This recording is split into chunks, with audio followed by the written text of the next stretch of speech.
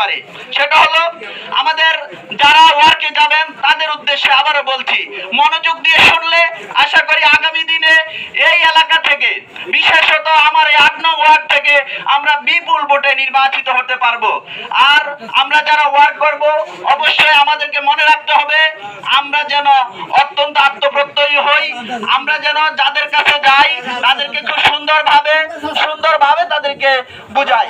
কারণ আমরাও যদি প্যাসিস্টদের মতো হয়ে যাই তাহলে বুঝতে হবে আমাদের এই যে ২৪-এর গণ অভ্যুত্থানের পরে যেই ধরনের আমরা পরিবর্তন চেয়েছিলাম সেই পরিবর্তন হয়নি।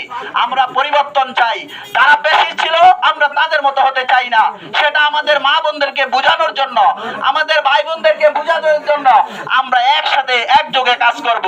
আমার উপরে অত্যাচার হয়েছে, এজন্য আমি এসে আবার নতুন করে আরেকজনকে অত্যাচার করব, সেই ধরনের রাজনীতি আগামীতে তারেক রহমান করবে না, সেটা আশা করি ইতোমধ্যে দেশবাসী বুঝতে পেরেছে।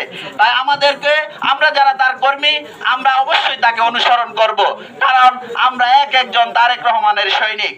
এবার আমি আপনাদেরকে